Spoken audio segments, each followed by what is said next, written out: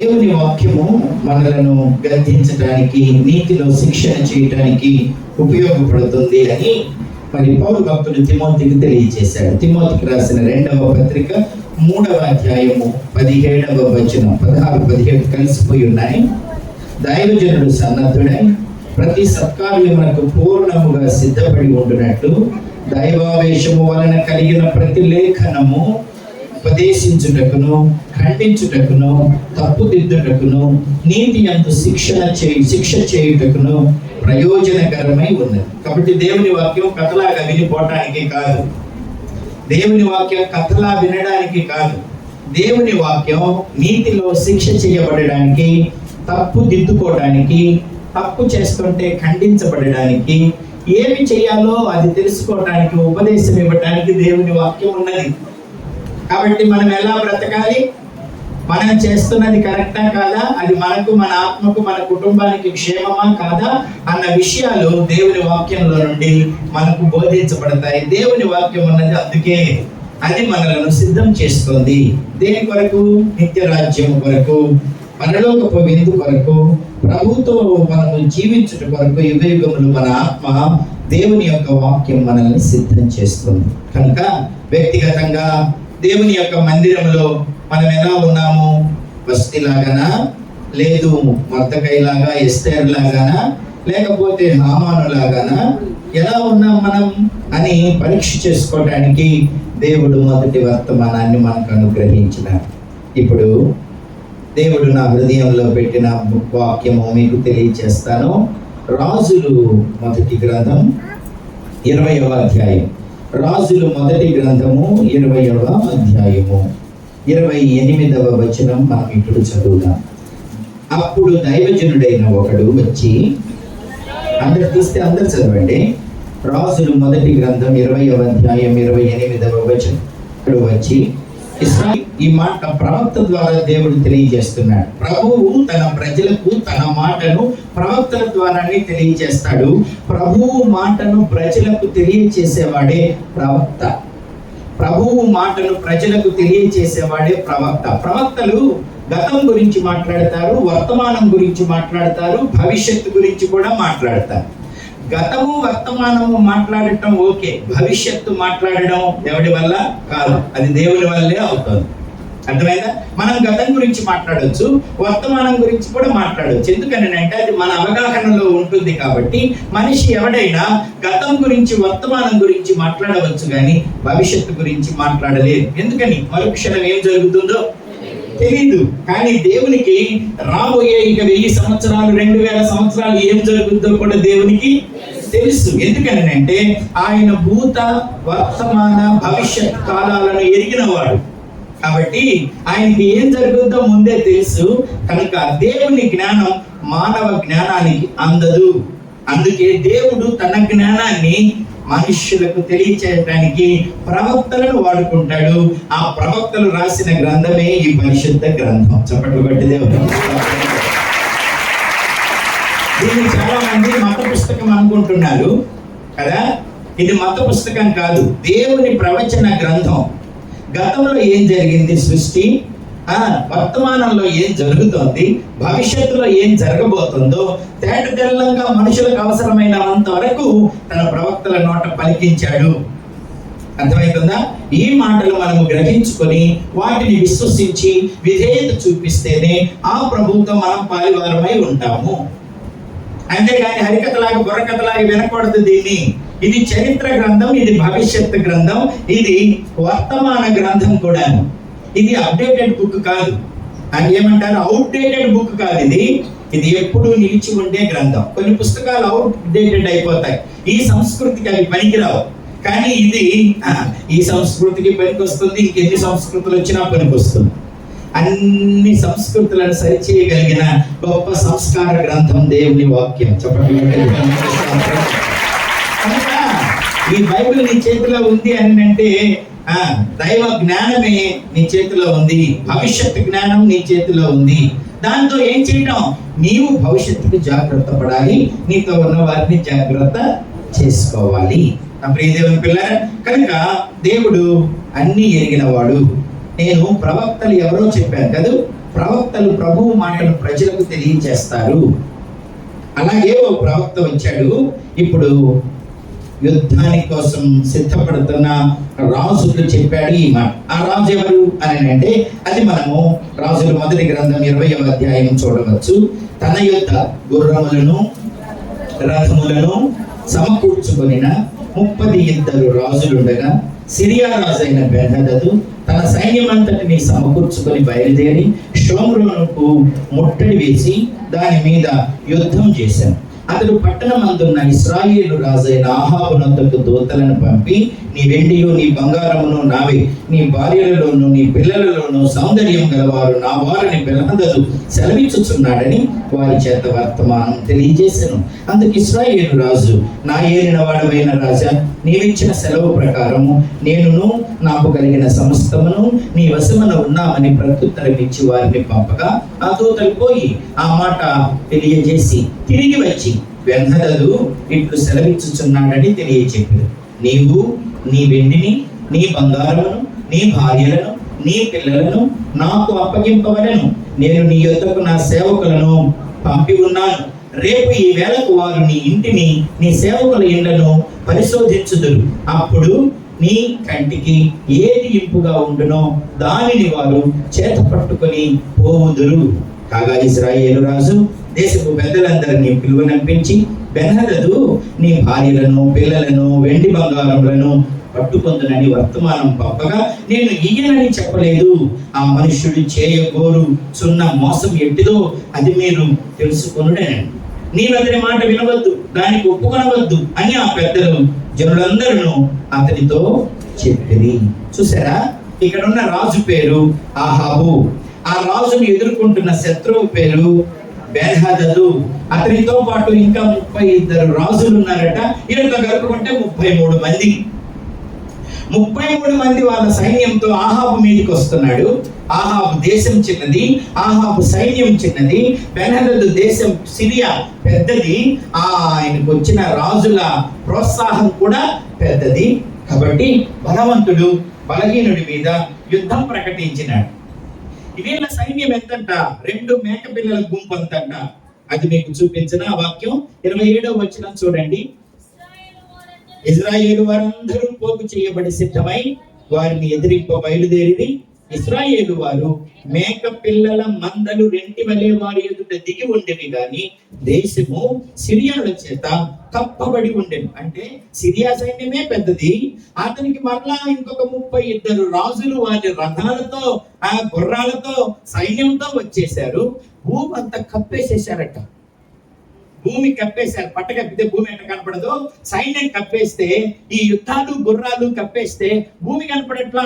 అంతమంది ఉన్నారు వారు, లెక్కింపడానికి వీలు లేనంత మంది.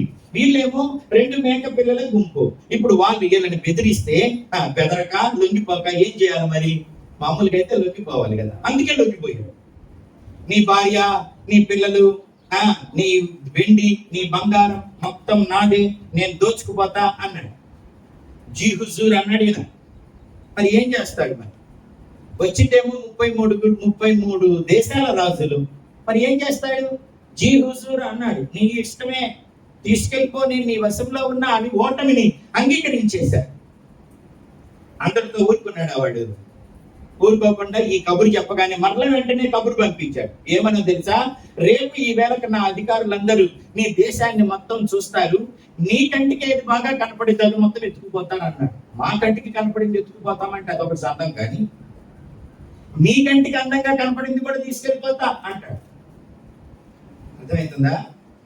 శత్రువు వస్తే, దొంగ వస్తే వాడి కంటికి ఏది విలువగా కనపడిందో, ఏది అందంగా కనపడిందో అది పట్టుకుపోతాడు జనరల్ గా.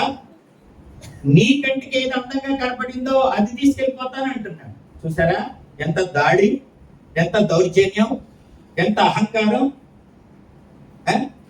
మనకి ఇష్టమైనవి వాడు ఎత్తుకెళ్ళిపోతాడంట. వాడికి ఇష్టమైనవే కాదు, మనకి ఇష్టమైనవి కూడా వాడు ఎత్తుకెళ్ళిపోతాడు అని చెప్తే నేను కాదనలేదు అన్నాడు. ఎందుకని? శక్తి తక్కువ, చేతగాని పరిస్థితుల్లో ఉన్నాడు, అటు బలం ఎక్కువ. అందుకని వాడు దాష్టికం చేస్తున్నాడు.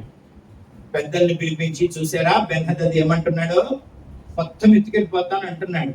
నేను కాదని చెప్పలా అని అంటే ఈ పెద్ద మనుషులందరూ వచ్చి ఇచ్చిన సలహా ఏంటో తెలుసా? అట్లా కాదని చెప్పు, అట్లా కుదరదని చెప్పు. కుదరదని చెబుతా మెడపంపుల మీద వేసి తీసుకోపోతా, నరికి తీసుకోపోతా. ఉచిత సలహాలు ఇస్తున్నారు ఇక్కడ ఎవరు?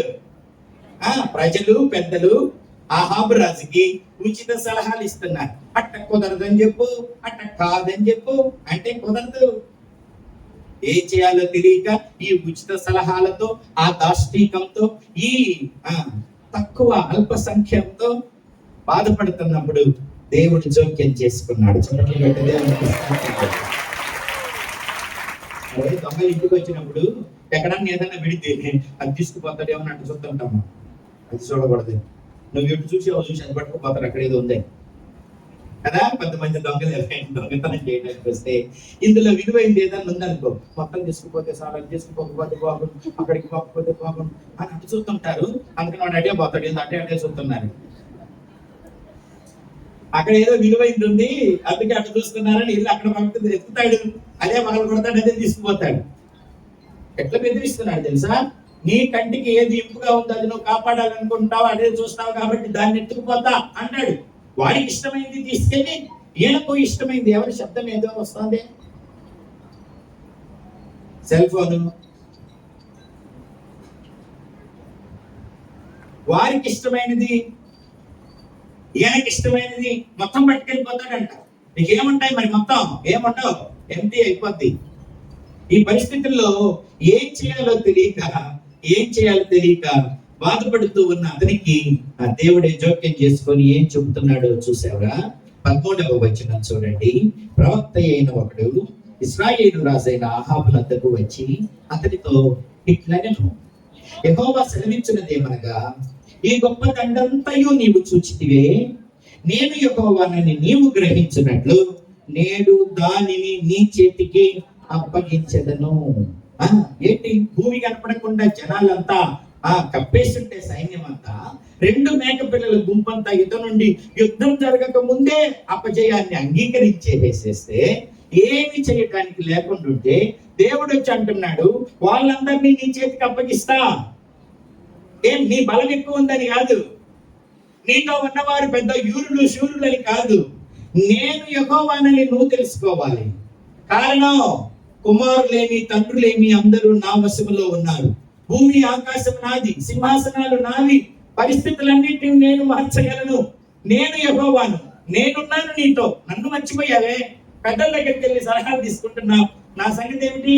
నన్ను వదిలేసేసినా, పట్టించుకోకపోయినా, ప్రభు దగ్గర ప్రార్థించకపోయినా, ప్రభు సహాయం వేడుకోకపోయినా తన బిడ్డలకు దేవుడే సహాయం చేస్తున్నాడు.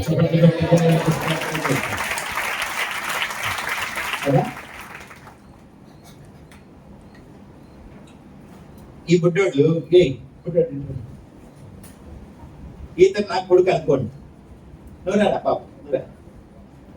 ఈడు వీని శత్రువు అనుకోండి, నువ్వురా.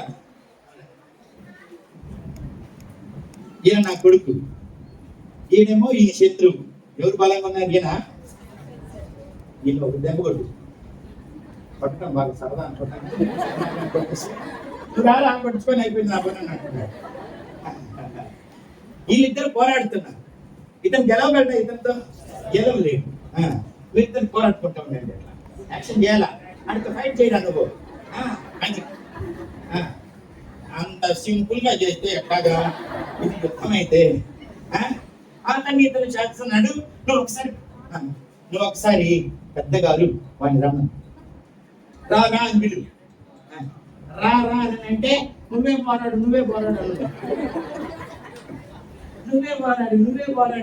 అంటున్నాడు.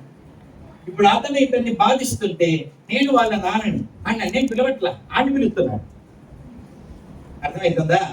ఆయన్ని పిలుస్తున్నాడు, ఆయన వచ్చి సలహాలు ఇస్తున్నాడు, ఈయనకి ఉచిత సలహాలు. కానీ అతను ఇతన్ని బెదిరిస్తున్నాడు. కానీ నేను చూశాను ఇక్కడ నుంచి, నా కొడుకును నువ్వు బెదిరిస్తావు.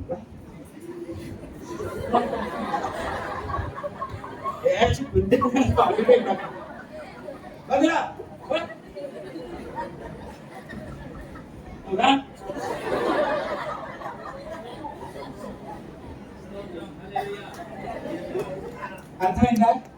నేనున్నానని తెలుసుకో.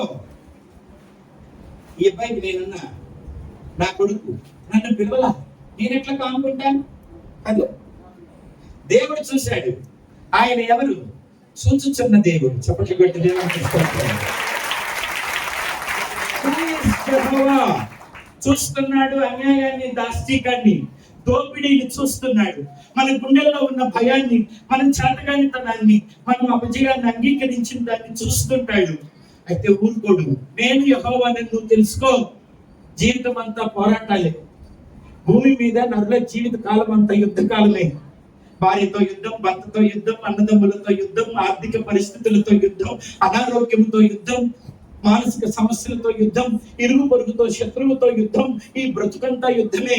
బతికినంత కాలం యుద్ధమే. ఈ యుద్ధంలో మనకి ఎవరు సహాయం చేస్తారు? కొన్ని యుద్ధాలు మనమే చేయగలిగిన ఉంటాయి, కొన్ని యుద్ధాలు మన వల్ల కాని ఉంటాయి. ఇది అవ్వదు నా వల్ల, ఈ వ్యక్తితో నేను చేయలేను, ఇది నేను భరించలేను, ఇది నా వల్ల కాదు, వాడిని ఎట్టాకు జయించలేదు కాబట్టి నేనే పోతే పోలా అనుకుని చాలా మంది యుద్ధంలో కత్తి కింద పడేస్తున్నారు.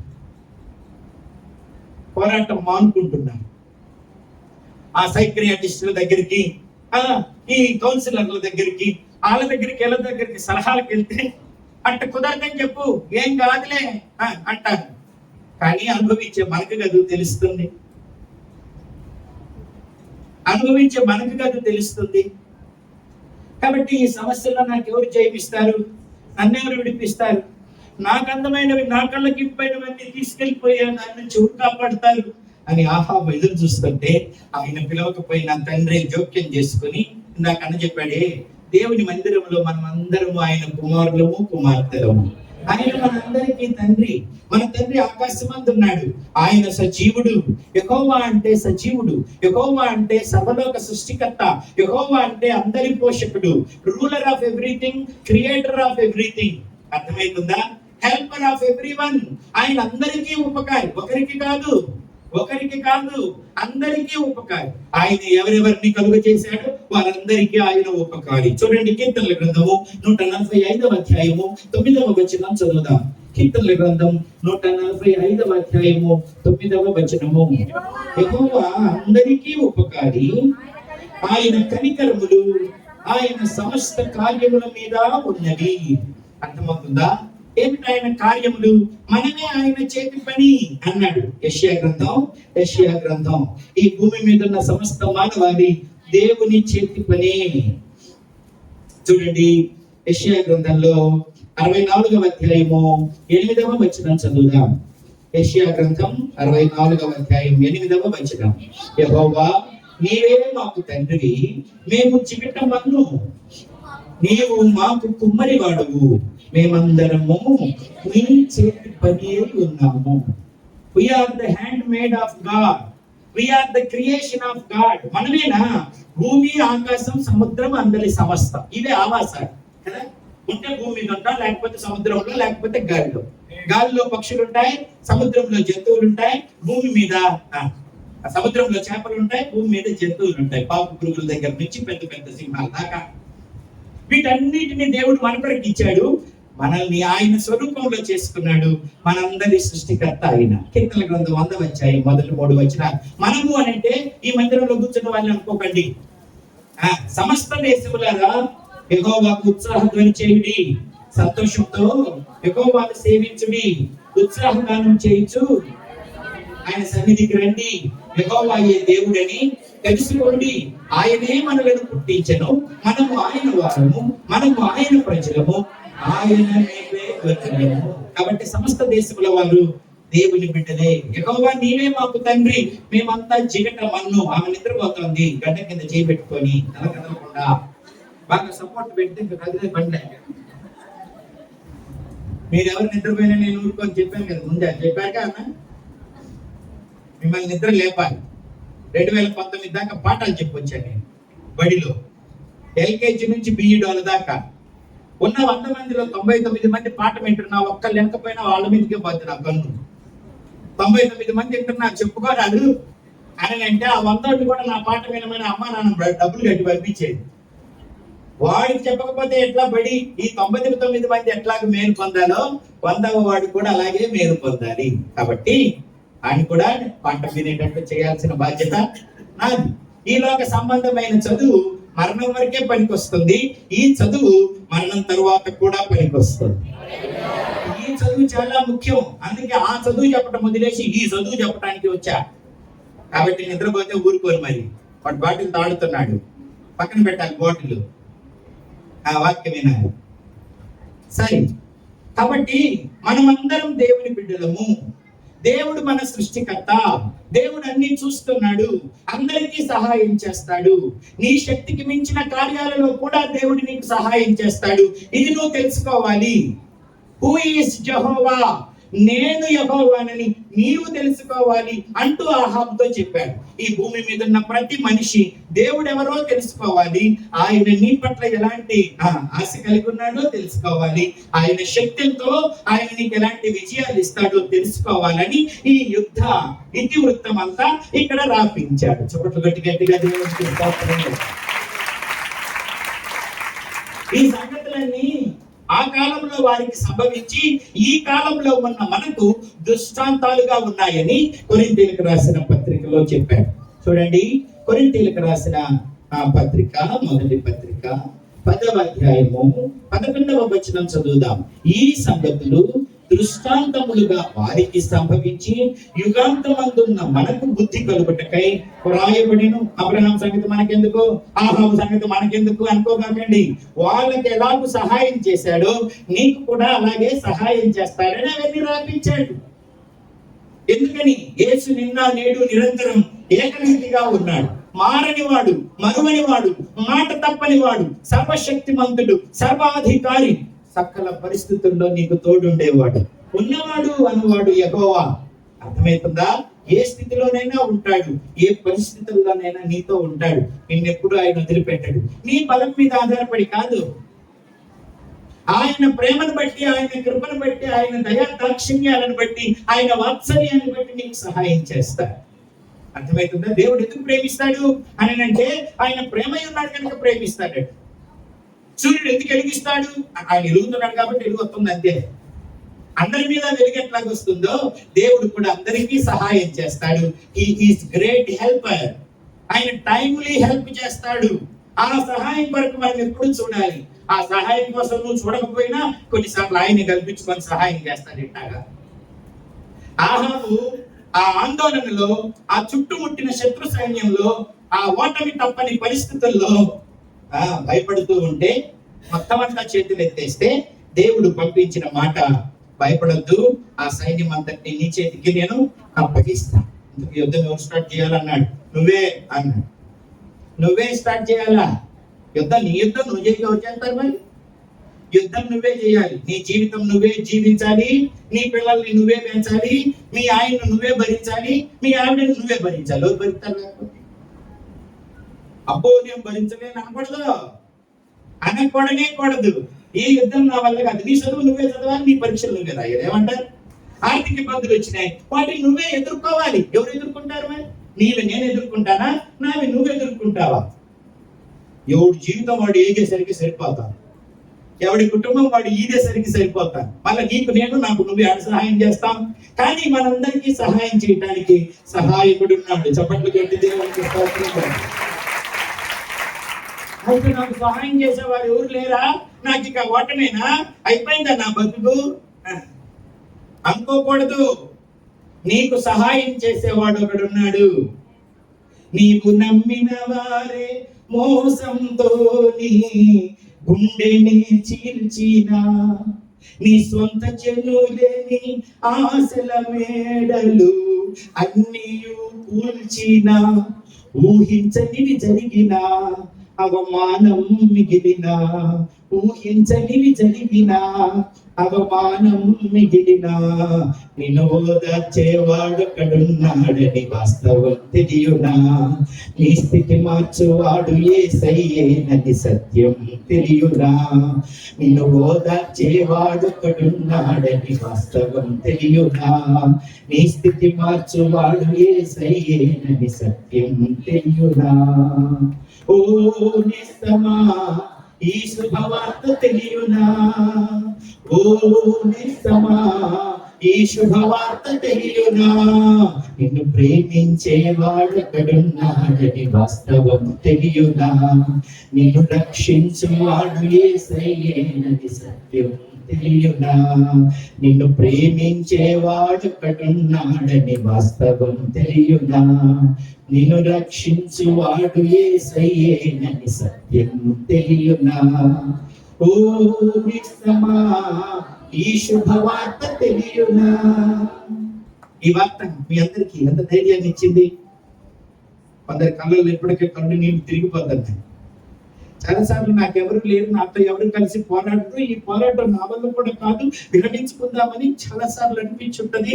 ఈ పిల్లలకి ఆ యవనస్తులకి పెద్ద ఉంటది, కానీ పెళ్ళైన మనందరికీ ఉంటాయి సమస్యలు. అదే ముందు పెడితే తింటారు, ఇస్తే కట్టుకుంటారు, ఫ్యాన్ అయితే నిద్రపోతారు. వాళ్ళకేం తెలుస్తాయి కష్టాలు బాధలు కదా. కానీ నేను చెప్పిన మాట పోరాటాల్లో ఉన్న మీ అందరికీ తెలుస్తుంది. చాలాసార్లు నాతో ఎవరు ఉండరా, ఈ పోరాటం నా వల్ల కాదు, ఎందుకు ఈ పోరాటం, నాకు ఎందుకు ఈ పరిస్థితి వద్దనిపిస్తుంది కదా. ఎవరు చేస్తారు ఈ పోరాటం? ఎవరైనా వచ్చి నా కొరకు పోరాడితే బాగుండు అనుకుంటారు.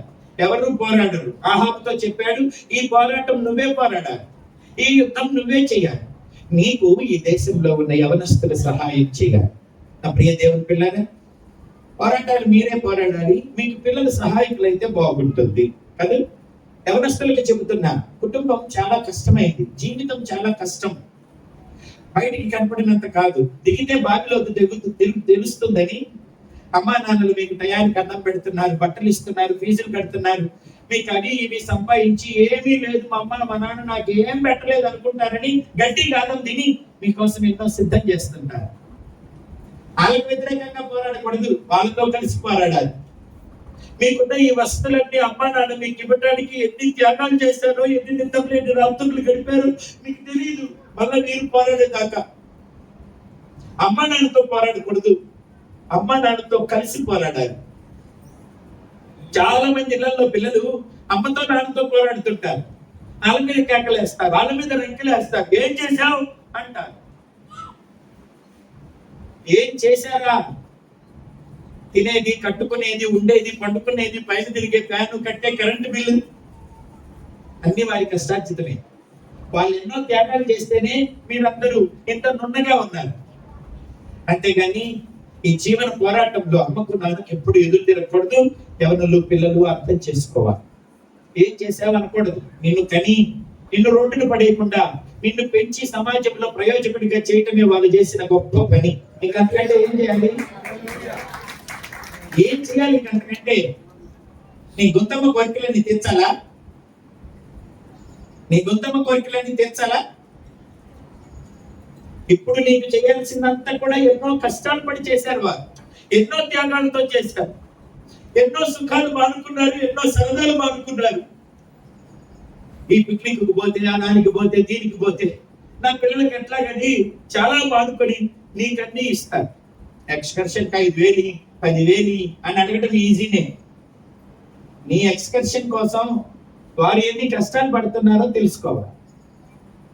జీవితం అంటేనే ఒక పోరాటం. పెళ్లి ఒక పోరాటం, పిల్లల్ని కనటం ఒక పోరాటం, పెంచడం ఒక పోరాటం. అర్థమైందా?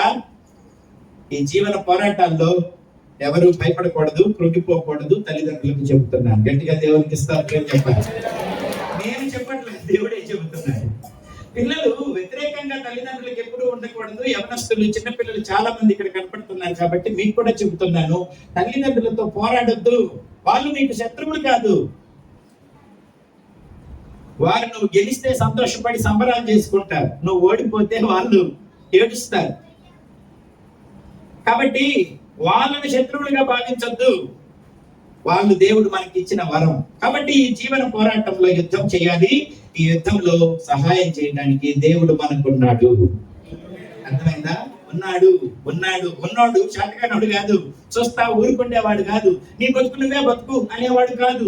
నీకు నేను సహాయం చేస్తా అన్నాడు. చప్పట్లు పెట్టి దేవుడు ఆ గొప్ప సముద్రమంతా నీ చేతికి అప్పగిస్తా, నీ బలానికి నా బలాన్ని తోడుచుతా. అర్థమవుతుందా? నీ బలానికి నా బలాన్ని తోడు చేస్తా. కాబట్టి నీ తరపున నేనే పోరాడతా. నాతో ఎవడు పోరాడతాడు? దేవునితో ఎవడు పోరాడి గెలవలేడు. కాబట్టి దేవుడు చెప్పాను కదా, ఆల్ మైటీ గాడ్, సర్వశక్తిమంతుడు యెహోవా, ఆ శక్తి నీకు తోడుంటే ఆ శక్తిమంతుడు నీకు తప్పక విజయాన్ని ఇస్తాడు. విజయాన్ని ఇచ్చాడు ఆ యుద్ధంలో. అర్థమైందా? కొద్ది మంది యవనస్తులు తరిమి లక్షల మందిని చంపడేసేసారు. వాళ్ళు బెత్తరపోయి పరిగెత్తుకుంటూ వెళ్ళిపోయి ఏమి ఇది, ఎంతమందిని వాడిని అంత బెదిరిస్తే వాడు కూడా వాటాన్ని ఒప్పుకున్నాడు. ఎట్లా తిరగబడ్డాడు రా?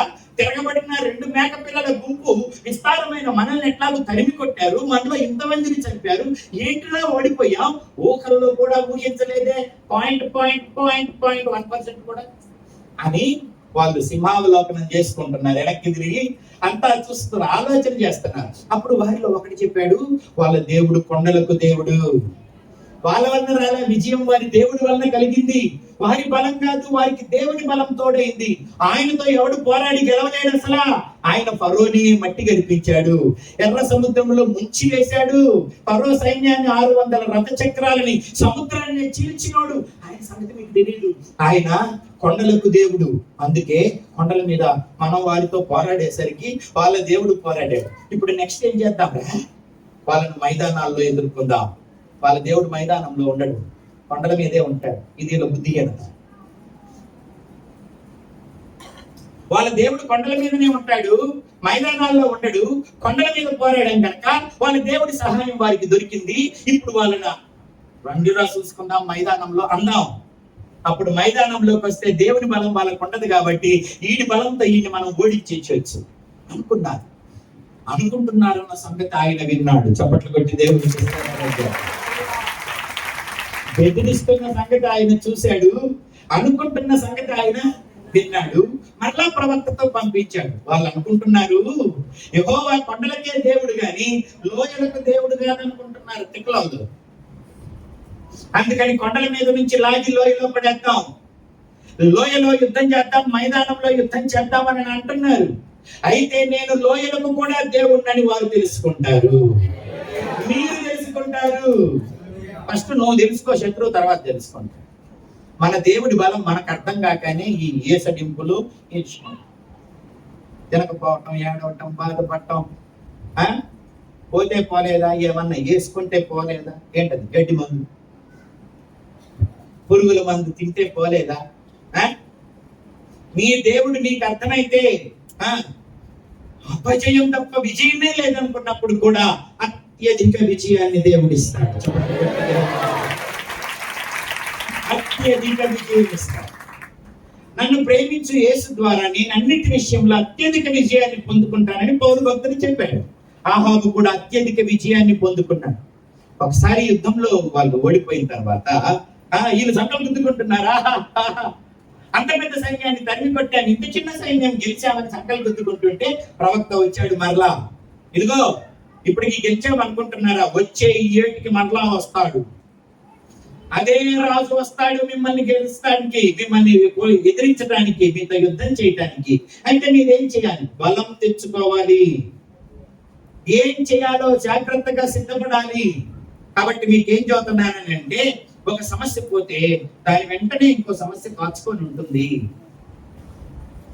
ఒక శోధన పోతే ఇంకొక శోధన, ఒక కష్టం పోతే ఇంకొక కష్టం, ఒక పోరాటం పోతే ఇంకొక పోరాటం ఎప్పుడు సిద్ధంగానే ఉంటాయి. ఒకసారి కృష్ణా జిల్లాలో మాకు చర్చస్ ఉన్నాయి. చందనపాడులో ఆరోగ్యమ్మ, దీనమ్మ అని 2 తల్లులు ఉన్నారనమాట. మంచి విశ్వాసులు, మంచి సహకారం. నేను 2001లో అనుకుంటాను అన్నయ్య బాపట్లలో ఉంటున్నారు. నేను కూడా అమ్మను తీసుకొని అక్కడికి వెళ్ళాను. నన్ను అమ్మను చూడటానికి ఆరోగ్యం బాగలేకపోతే ఆత్మీయులైన ఈ తల్లులు 2 అక్కడికి వచ్చారు. వాళ్ళకి కృష్ణా నది తెలుసు కానీ సముద్రం ఎప్పుడు చూడలేదు వాళ్ళు. చాలా పెద్ద వయసు, మళ్ళీ అప్పటికే 60 సంవత్సరాలు 50 సంవత్సరాల దాకా ఉంటాయి వాళ్ళకి. 50 సంవత్సరాలు ఒక్కసారి కూడా సముద్రం చూడలేదట. అందుకని నేను సముద్రానికి తీసుకెళ్ళాను. వాళ్ళు సముద్రం చూడగానే ఇంత పెద్ద రాశిలాగా ఉండి పెద్ద పెద్ద అలలు హోరు శబ్దం వస్తుంటే వాళ్ళు పరిగెడుతున్నారు. వెనక్కి ఎక్కడికి పరిగెడుతున్నారు అన్నారు. అమ్మో అది వచ్చేస్తుంది, అది వచ్చేస్తుంది అంటున్నారు.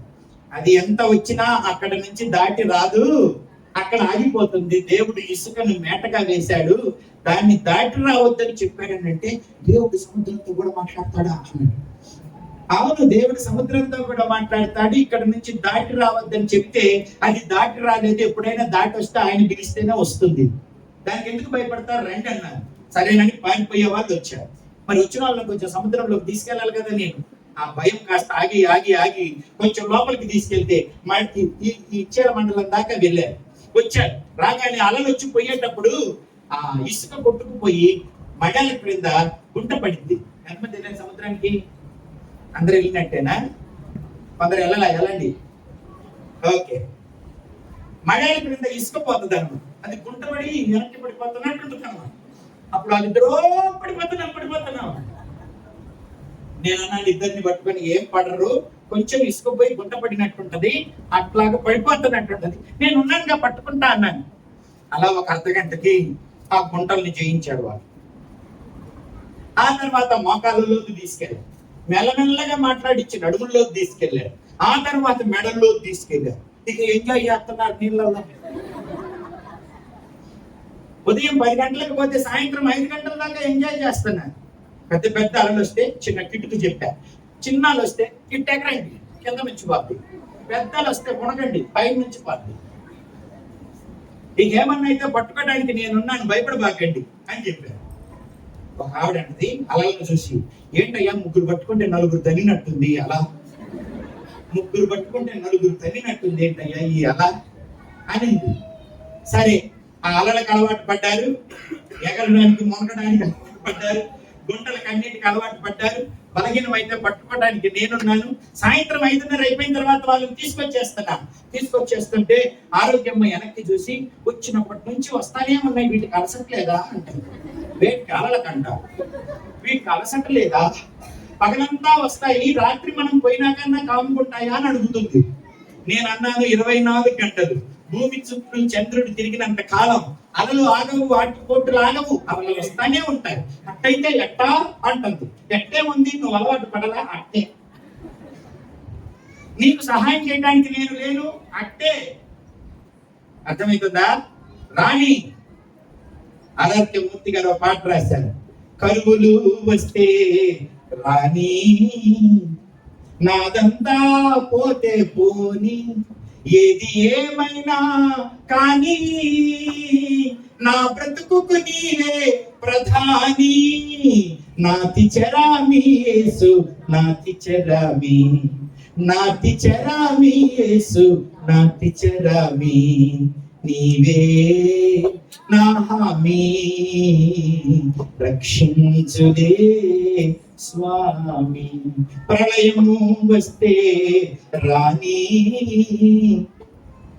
నాదంతా పోతే పోని, ఏది ఏమైనా కానీ నా బ్రతుకుకు నీవే ప్రధాని, నాటి చరామి యేసు నాటి చరామి అనండి, నాటి చరామి యేసు.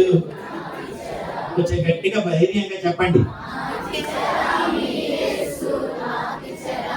ఇంకొకసారి, నీవే నా హామీ రక్షించులే స్వామి. రక్షించడానికే ఉన్నాడు, సహాయం చేయడానికే ఉన్నాడు, చూడటానికి వినటానికే ఉన్నాడు, శత్రువుని తరిగి కొట్టడానికే ఉన్నాడు, నిన్ను స్థిరపరచడానికే ఉన్నాడు, నిన్ను వృద్ధి చేయడానికే ఉన్నాడు. పాలిచ్చే తల్లి తన పిల్లని మర్చిపోతుందా? కన్న తల్లి తన బిడ్డను మర్చిపోతుందా? వారైనా మర్చిపోతారేమో, నేను మర్చిపోను. ఉండి కొందరు మర్చిపోతారు, చచ్చి కొందరు మర్చిపోతారు. మనం బ్రతుకున్నంత కాలం మరువని వాడు దేవుడు, మనతో ఉండేవాడు దేవుడు, మనకు సహాయం చేసేవాడు దేవుడు. ఆహాబుకు అదే చెప్పినాడు. అందరూ నేను కొండలకే దేవుడిని వాళ్ళు అనుకుంటున్నారు. కారణం ఏంటంటే ఆ దేవుడు ఎప్పుడు కొండల మీద ఎక్కువ సార్లు భక్తులకు ప్రత్యక్షమైనాడు. ఎక్కడ? మోషేకు ప్రత్యక్షమైన, అబ్రహాముకు ప్రత్యక్షమైన, అందరికి కొండల మీద ప్రత్యక్షమైన కారణం చేత కొత్త నిబంధనలో కూడా రూపాంతరపు కొండ, ఇట్లాంటి కొండలే ఎక్కువ బైబిల్లో కనబడుతుంటాయి. అందుకని వాళ్ళు దేవుడు కొండలకే అనుకున్నారు. కానీ దేవుడు మైదానాలలో ఉంటాడు, లోయలలో కూడా ఉంటాడు. అంతటా ఉన్నవాడే యెహోవా, అందరి సహాయకుడే యెహోవా, ప్రతి సమస్యకు జవాబే యెహోవా, ప్రతి పోరాటంలో విజయమే యెహోవా. ఆ యెహోవాను ఆశ్రయించువాడే ధన్యుడు. మీరందరూ ధన్యులు. చెప్పండి, విన్నాను చెప్పారు, మీరంతా భాగ్యవంతులు. మిమ్మల్ని బట్టి కాదు, మన దేవుడిని బట్టి మనం అందరం ధన్యులము, భాగ్యవంతులము. దేవుడు మనకు విజయాన్ని ఇస్తాడు. లోయల్లో దేవుడు మనకు తోడై ఉంటాడు. లోయలు అంటే కష్టాలు, మరణము, ఒంటరితనము, చీకటి, ఏం చేయాలో తెలియని పరిస్థితి, జారిపోయే పరిస్థితి. లోయకు ఒకే దారి ఉంటుంది, అది పడే దారి, లేచే దారి ఉండదు లోయకి. కొండ క్షేమానికి గుర్తు, అందుకే రాజులందరూ కొండల మీద కడతారు పట్టణాలని. మైదానాలు అంటారా, కొంత సుఖం కొంత కష్టం, కొంత సుఖం కొంత కష్టం, కొంత కన్నీరు కొంత ఆనందము. మైదానాల్లో రెండు సరిసమానంగా ఉంటాయి. కొండల మీద భద్రత, క్షేమము, ఇక్కడ కొంత కష్టం కొంత నష్టం. లోయల్లో అంతా నష్టమే, అంతా కష్టమే. అర్థమవుతుందా? నీ జీవితంలో కూడా కొన్నిసార్లు కొండల్లాగా ఉంటది, కొన్నిసార్లు మైదానాల అనుభవం, కొన్నిసార్లు లోయల అనుభవం. నాతో పట్టిలా గీయండి, కొండ, మైదానం, లోయ. మనకు కొండ అయితే ఇష్టం, మైదానం అంటే కొంచెం సర్దుకుంటాం, లోయ అంటే అసలు ఇష్టం లేదు. ఇష్టం లేకపోయినా పోయి పడుతుంటాం కొన్నిసార్లు అట్లు. ఎవడికి కష్టాలు ఇష్టం, ఎవడికి అవమానాలు, ఎవడికి పోరాటాలు, ఎవడికి నష్టాలు, ఎవడికి అనారోగ్యం ఇష్టం లేకపోయినా వస్తాయి కొన్నిసార్లు. వస్తే ఏమి, సహాయం చేసే దేవుడు నీకున్నాడు, జయం నీకు ఇస్తాడు, బలం నీకు ఇస్తాడు, నూరంతల అభివృద్ధి నీకు ఇస్తాడు. ఆయన కొండలకే కాదు లోయలకు కూడా దేవుడే. ఏం చేస్తాడు? ఈ లోయల్ని పూడ్చి వేస్తాడు, మేత భూములుగా మారుస్తాడు. యెషయా గ్రంథం ఆకోరు లోయను నిరీక్షణ ద్వారంగా చేస్తానని హోషేయలో ఆయన వాగ్దానం చేశాడు. మీరు ఇప్పుడు యెషయా గ్రంథంలో కనుక చూస్తే అక్కడ దేవుడు చేస్తున్న వాగ్దానం ఏమిటంటే 63వ అధ్యాయం అనుకుంటాను. యెషయా గ్రంథం 63వ అధ్యాయము 10వ వచనం, 65వ అధ్యాయము 10వ వచనం చదువుదాం. నన్ను గురించి విచారణ చేసిన నా ప్రజల నిమిత్తము షారోను గొర్రెల మేత భూమి యగును, ఆకోరు లోయ పశువులు పరుండు స్థలముగా ఉండును. ఆకోరు అంటే శ్రమ లోయను విశ్రాంతిగా మార్చేస్తాను అన్నాడు. ఎప్పుడు? నన్ను గురించి విచారణ చేసిన నా ప్రజల నిమిత్తం. ఆయన ప్రజలు ఎవరో చెప్పాను, సమస్త దేశంలో వారు ఆయన ప్రజలే. నీకు కష్టము నష్టము కలిగినప్పుడు నువ్వు దేవుని దగ్గర విచారణ చేయాలి. విచారణ వేరు, విచారం వేరు. విచారం అంటే పెట్టుకొని అన్నాడు, వండుకున్నాయి తినకుండా, పండుకున్నా నిద్రపోకుండా, తోడుతో మాట్లాడకుండా ఉంటే దాన్ని విచారం అంటారు. విచారం వేరు, విచారణ వేరు. విచారణకు 3 మీనింగ్లు ఉన్నాయన్నమాట. My people who have turned to me, my people who have sought me, my people who have seek me అని 3 అర్థాలు ఉన్నాయి. విచారించుటలో 3 అర్థాలు. నన్ను కోరుకోవాలి, నన్ను వెతకాలి, ఆ తర్వాత నన్ను ఆశ్రయించాలి, నా వైపు తిరగాలి. కష్టం వచ్చినప్పుడు దేవుని వైపు తిరగండి, అంతే మీరు చేయాల్సిన పని. నన్ను గురించి విచారణ చేసిన నా ప్రజల నిమిత్తము షారోను గొర్రెల మేత భూమి అవుతుంది, ఆకోరు లోయ పశువులు పరుండు స్థలముగా ఉంటుంది.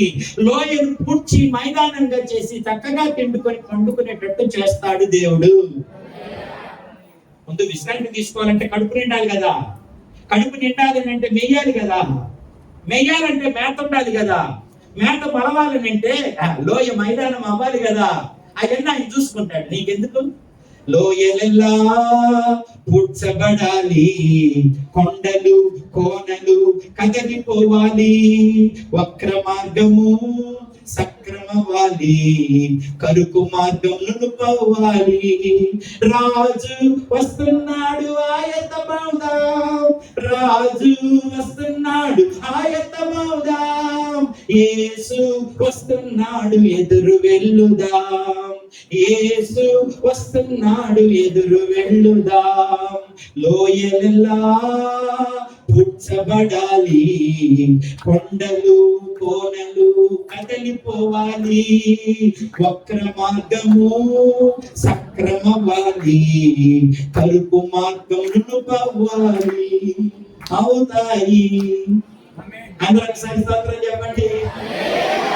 లోయలు విశ్రాంతి స్థలాలుగా మేత భూములుగా మారుతాయి. ఆయన మారుస్తాడు, నీ కొరకు ఆయన మారుస్తాడు వాటన్నింటినీ. నీకు విశ్రాంతిని ఇస్తాడు. ఇది నిజం, ఇదే నిరీక్షణ. ఇది ఎవరిని బట్టి నిరీక్షణ? మన యెహోవాను బట్టి నిరీక్షణ. శూన్యములో సృష్టిని చేసిన దేవుణ్ణి బట్టి నిరీక్షణ. అర్థమైందా? చీకటిలో వెలుగును కలుగజేసిన దేవుణ్ణి బట్టి నిరీక్షణ. శక్తివంతుడైన దేవుడు, మారని దేవుడు, తరతరాలకు యుగ యుగాలకు ఆయన శక్తి తరగదు. ఆ దేవుని మీద నిరీక్షణ. ఆయన నమ్ముకుంటే ఆయన నీకు మేలు చేస్తాడు. ఎవరైనా ఆయన నమ్ముకోవచ్చు. నా ప్రియ దేవుని పిల్లరా, అందరికీ ఆయన అవసరం. అర్థమవుతుందా? ఆయన నీ లోయలను పూర్తి చేస్తాడు. లోయలు పూడ్చబడిన ఒక వ్యక్తి జీవితాన్ని మీకు చూపిస్తాను. ఆదికాండం 26వ అధ్యాయానికి రండి. ఆదికాండం 26వ అధ్యాయం ప్రారంభం. అబ్రహాము దినములలో వచ్చిన కరువు గాక మరి ఒక కరువు ఆ దేశములో వచ్చెను. అప్పుడు ఇస్సాకు గెరారులోనున్న ఫిలిష్తీయుల రాజైన అబీమెలెకు నద్దకు వెళ్ళెను. అక్కడ యెహోవా అతనికి ప్రత్యక్షమై, నీవు ఐగుప్తులోనికి వెళ్ళక నేను నీతో చెప్పు దేశమందు నివసించుము, ఈ దేశమందు పరవాసివై ఉండుము, నేను నీకు తోడై ఉండి నిన్ను ఆశీర్వదించెదను. ఏదైనగా నీకును నీ సంతానమునకును ఈ దేశములన్నీ ఇచ్చి నీ తండ్రి అయిన అబ్రహాముతో నేను చేసిన ప్రమాణము నెరవేర్చి ఆకాశ నక్షత్రముల వలె నీ సంతానమును విస్తరింపచేసి ఈ దేశములన్నీ నీ సంతానమునకు ఇచ్చెదను. నీ సంతానము వలన సమస్త భూలోకంలోని సమస్త జనులను ఆశీర్వదింపబడుదురు. ఏలయనగా అబ్రహాము నా మాట విని నేను విధించిన దానిని, నా ఆజ్ఞలను, నా కట్టడలను, నా నియమములను గైకొనెనని చెప్పాను. ఎవరికి చెప్పాడు? ఇస్సాకుకు చెప్పాడు. ఇస్సాకు అంటే అర్థం ఏమిటి? నవ్వు. ఈయనకు నవ్వు కరువు అయిపోయింది. నవ్వు కరువైంది. ఎందుకో తెలుసా? అమ్మ నాన్న ఇద్దరు చనిపోయారు. ఒకడుంటే అన్న పేరుకి ఇష్మాయేలు. ఈడు ఆశీర్వాదాన్ని, ఈడు ఆస్తిని చూసి ఓర్చుకోలేక మూతి ముడుచుకొని పరిహసించి ఆడు దూరం అయిపోయినాడు. అన్న ఉన్నా ఉపయోగం లేదు, అమ్మా నాన్న ఉంటే చచ్చిపోయారు. చూడబోతే ఇద్దరు చిన్న పిల్లలు, ఒక్క కుటుంబం, ఒంటోడు, చుట్టూ కరువు, చుట్టూ దోచుకునే ఫిలిష్తీయులు. ఈయన కూడా లోయ లాంటి పరిస్థితుల్లోనే ఉన్నాడు. దేవుడు కనపడి చెప్పాడు, భయపడుతున్నావా? భయపడబాకు. మీ నాన్న లేడనుకుంటున్నావా? నేనున్నా నిత్యుడగు తండ్రిని. కొన్నిసార్లు మనకు వచ్చిన కష్టాలు అనుకుంటాం, నానుంటే బాగుండు, ఒక్కడినే చేయలేకపోతున్నా, అమ్ముంటే బాగుండు, రెక్కలు కట్టుకొని వాలిపోయేది, అమ్మలేదే, నాన్న లేదే అనిపిస్తాడు. కొన్నిసార్లు అమ్మ నాన్న ఫోటో దగ్గరికి వెళ్ళి నిలవబడి, నాన్న అప్పుడే ఎందుకు వెళ్ళిపోయావు నువ్వు? అమ్మ అప్పుడే ఎందుకు వెళ్ళిపోయావే? కొన్ని రోజులు ఉండకూడదు, నాకు సహాయం అనుకుంటే దానివి, అట్టు వదిలేసి వెళ్ళిపోయినారు, ఉండాల్సింది ఉంటే బాగుండు అనిపిస్తుంది కొన్నిసార్లు మనకి. భర్తలు చనిపోయినారు అనుకో, నేను పోయినా బాగుండు, ఆయన ఉండొచ్చు కదా, దేవుడు ఆయన ఉంచొచ్చు కదా, ఆయన ఎందుకు తీసుకెళ్ళిపోయాడు, నన్ను ఎందుకు ఉంచాడు అనిపిస్తుంది. ఎందుకు జీవితంలో అండ, ఆదరణ, ధైర్యం ఇచ్చేవారు లేనప్పుడు మనకు అలా అనిపిస్తుంది. అట్లాగని ఎవరైనా ఉంటారా? ఎల్లకాలం ఉండరు. ఎప్పుడు మనతో ఎవరు ఉండరు. కానీ నిత్యము ఉండే తండ్రి దేవుడు. ఆయన నిత్యుడకు తండ్రి. నా జీవితంలో బాగా కొన్ని శోధనలు, నమ్మిన స్నేహితులు, కుటుంబము, పరిస్థితులు అన్ని ఒక సందర్భంలో అన్నవాళ్ళందరూ ఉన్న నా కొరకు ఎంతో ప్రార్థన చేస్తూ ఉన్నా, వారి వారి బాధ్యతల్లో వారు దూరంగా ఉన్నారు. నేను ఒంటరి అయిపోయాను. హైదరాబాద్ లో కుటుంబము బాగా మానసిక ఒత్తిడిలో ఉన్నాను. విశాల్ అని ఒక తమ్ముడు ఉన్నాడు. ఆ తమ్ముడు బాధలన్నీ నాకు చదువుతాను, నేను వాడికి చదువుతుంటాను. మంచి కొంతమంది దగ్గర అవుతారు కదా, అట్లాగా. వాడికి అమ్మ నాన్న లేదు, అందుకని తను కష్టాలు నాకు చదువుతాడు, నేను కూడా తనకి చెప్తుంటాను. వాడు వస్తే బాగుండు, వాడికి చెప్తే బాగుండు అని నేను అనుకుంటున్నాను కలలో. వాస్తవానికి బాధ అనుభవిస్తున్నాను. ఎవరైనా వస్తే బాగుండని అలా ఏడుస్తా పడుకున్నాను. ఆ పడుకున్నప్పుడు కలిగిన దర్శనం, ఓ ఎండిపోయిన ఆకులు రాలిన చెట్టు, అక్కడ ఒక పాడు పడిపోయి తుప్పు పట్టిన కారు, అక్కడ ఒక బూసు పట్టిన టవలు, ఆ స్టూల్ మీద నేను కూర్చున్నాను. ఆ కళలో వాడి కోసం ఎదురు చూస్తున్నా. ఎవరి కోసం? విశాల్ అనే వాడి కోసం. వాడు వస్తే బాగుండు, వాడికి చెప్తామని ఏడ్చి ఇక్కడంతా నా షర్ట్ తడిచిపోయింది. పింక్ కలర్ షర్ట్ వేసుకొని ఉన్నాను, తడిచిపోయింది. పొద్దుటి నుంచి సాయంత్రం దాకా చూసిన ఆడ రాలేదు. రాకపోతే ఇక రాడా? ఇక రాడా అనుకుంటున్నాను. ఇంతలో ఎవరో వెనక భుజం మీద చెయ్యేసినట్టు అనిపించింది. గుండె జల్లు మనింది. ఎవరాన్ని చూడబోతే భయపడద్దు నేనే అంటూ ఒక ఆయన వచ్చి ఎదురుకు నిలవబడ్డాడు వెనక నుంచి. ఆయన్ను చూస్తే నేను ఏడిస్తే ఆయన మరక కంటే ఆయన ఏడిచినందుకు ఇంతదాకా అయింది ఆయన కన్నీరు గాలి. ఆయన వచ్చి నన్ను అంటాడు, ఎవరి కోసం చూస్తున్నావు అన్నాడు. అంటూ ఆయన అన్నాడు, విశాల్ కోసం చూస్తున్నావా అన్నాడు. అవును అన్నట్టు తలుపాను. రాలేదా అన్నాడు. రాలేదన్నాను. రాడు అన్నాడు ఆయన. నేను అన్నాను, రాడా రాలేడా అన్నాను నేను. అప్పుడు ఆయన అంటాడు, కొన్నిసార్లు రారు, కొన్నిసార్లు రాలేరు. రాలేని వారి వరకు, రాని వారి వరకు ఎందుకు ఎదురు చూస్తావు? నువ్వు నా వైపు చూస్తావని నేను చాలాసేపటి నుండి చూస్తున్నాను. నేనున్నానుగా, నన్ను కోరుకోకూడదు, నన్ను పిలవకూడదు అన్నాడు. అప్పుడు నేనన్నాను, నువ్వెందుకు ఏడుస్తున్నావు అన్నాను. నువ్వు ఏడుస్తున్నావని నేను ఏడుస్తున్నా. నీకు ఏడుపు రాబోతుందని నీకు ముందు నుంచే నేను ఏడుస్తున్నా అన్నాను.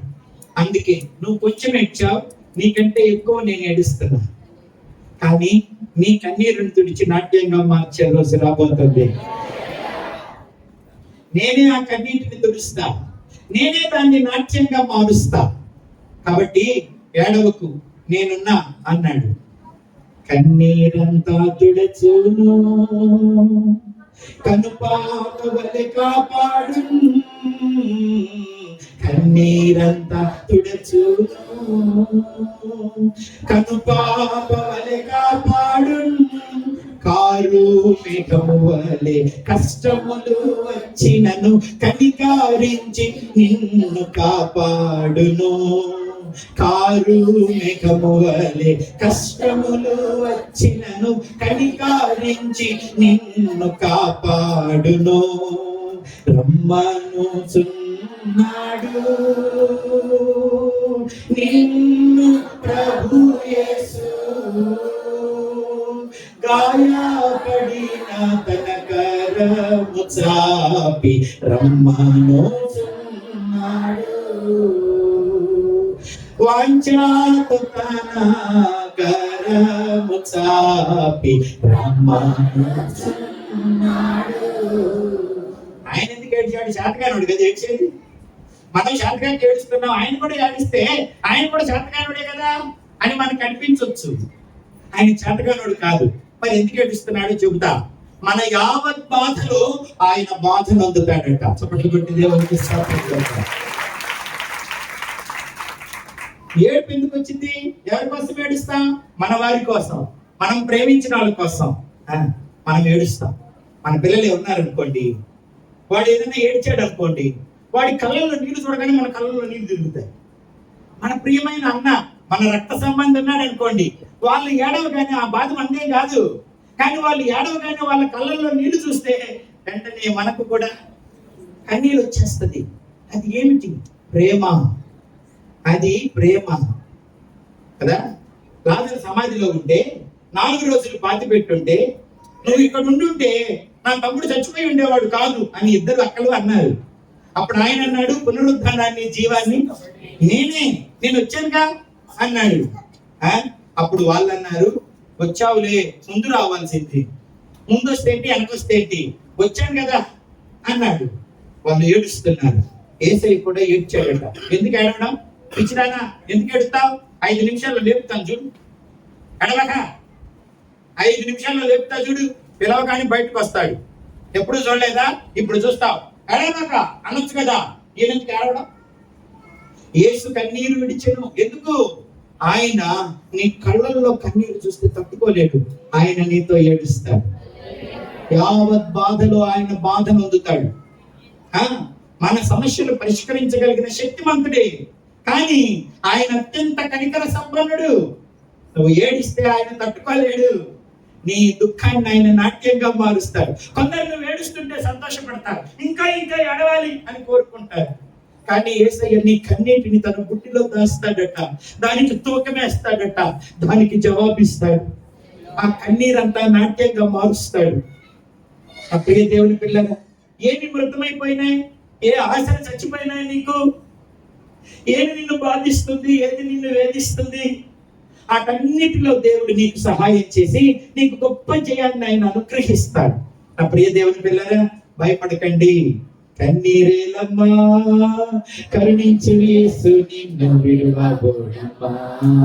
కలవరపడకమ్మా, కరుణించు యేసు నిన్ను విడువబోడమ్మా. కరుణ చూపి కలత బాపే, కరుణ చూపి కలత బాపే, యేసు తోడమ్మా.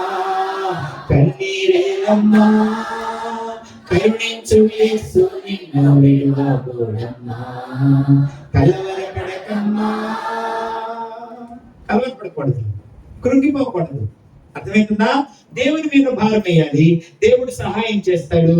అబ్రహామును శారాను ఇద్దరిని తల్లిదండ్రులను కోల్పోయి అన్నదూరం అయిపోయి కరువు వచ్చి చుట్టూ శత్రువులు ఉండగా ఇద్దరు పసిపిల్లలతో ఎట్లా నా బ్రతుకు అనుకుంటున్న ఇస్సాకుకు దేవుడే ప్రత్యక్షమై చెప్పాడు, నేను నీకు తోడై ఉంటా.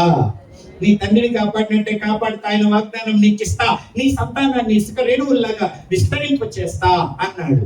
తన భార్యను ఆ రాజు, ఎవరు, ఫిలిష్తీయుల రాజు అబీమెలెకు తీసుకుంటే వెంటనే దేవుడు గద్దించి తన భార్యను తనకి ఇచ్చేటట్లుగా చేశాడు. తన పిల్లలను ఆశీర్వదించాడు.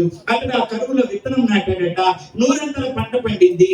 ఆ తర్వాత క్రమంగా వృద్ధి పొందాడట. అతని శత్రువులు అసూయపడేంతగా ఆశీర్వదించినాడు దేవుడు. అప్పుడు అతని మీద అసూయపడి ఫిలిష్తీయులు అతడు త్రవ్విన బావులను దోచుకొని అతను గెరారు లోయలోనికి నెట్టివేసినారట. 17వ వచనం చూడండి.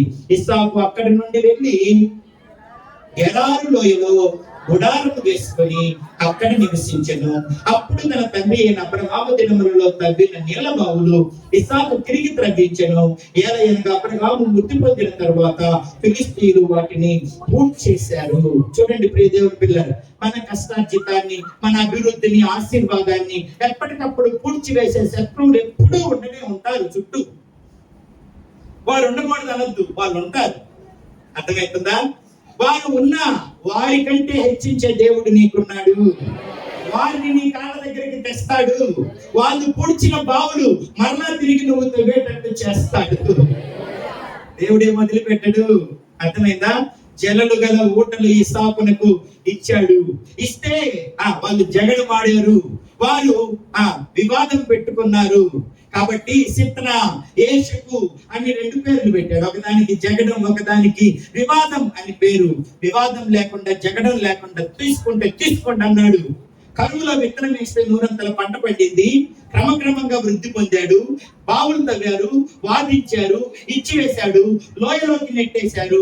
అక్కడికి వెళ్ళిన తర్వాత ఒకటి తవ్వితే దాన్ని తీసుకొని, రెండోది తవ్వితే దాన్ని తీసుకొని ఇంకా నెట్టేస్తే ఆ లోయలోకి వెళ్ళిపోయి అడుగడుగుకి జారుతూ అక్కడ కూడా ఇంకొక బావి తవ్వించాడట. దానికి రెహబోత్ అని పేరు పెట్టాడు. God made A room for us అని దానికి అర్థం. దేవుడు మనకు ఎడముకలుగా చేశాడు, దేవుడు మనకు స్థానం ఇచ్చాడు, దేవుడు మనకు ఒక స్థలాన్ని ఇచ్చాడు. ఆ తర్వాత అతడు బెయేర్షెబా అనే బావిని తవ్వించాడట. అక్కడికి తవ్వేసరికి ఈ ఫిలిష్తీయుల రాజు ఫీకోలు అనే సైన్యాధిపతి వచ్చి ఈయనతో సంధి చేసుకుంటున్నాడు. కారణం, వీరికంటే అతడు గొప్ప జనమైపోయినాడు. ఎవరికంటే? భార్యను దోచుకున్నాడు, బావులు దోచుకున్నాడు, పంటను దోచుకున్నాడు, ఆశీర్వాదాన్ని, అభివృద్ధిని దోచుకోవాలని ప్రయత్నం చేసిన వాడు ఎంత దోచుకోవాలనుకుంటే దేవుడు అంత గొప్ప చేసినాడు. ఒంటరిలోడే నెట్టింది లోయలోకే. సహాయకులు ఎవరూ లేరు, ఒకే ఒకడు సహాయం, దేవుడైన యెహోవా. వాళ్ళిద్దరు వచ్చి అంటారు, నిన్నేమి అనకుండా సమాధానంతో పంపించాం కదా, నువ్వు ఇప్పుడేమో గొప్ప జనం అయ్యావు, మాకు కీడు చేయబాకు ప్లీజ్ అంటున్నారు వాళ్ళు. అప్పుడు ఏమనాలి ఇస్సాకు, ఏమి కీడు చేయలేదురా నాకు? మీరు నా బావులని దోచుకున్నారు కదరా, నన్ను నెట్టేశారు కదరా లోయలోకి, ఏం చేయలేదు అంటారు ఏంట్రా, నా మీద అసూయపడ్డారు కదరా అని అనాలి. కానీ ఏమంటల్లా, శుభ్రంగా విందు చేసి భోజనం పెట్టి పండుకోమని పొద్దున్నే సాగనంపినాడు. చప్పట్లు కొట్టి దేవుడికి ఆ దేశ రాజుకు, సైన్యానికి విందు చేసి పంపించేంత సమృద్ధి, బలము దేవుడు ఇస్సాకుకి ఇచ్చాడు.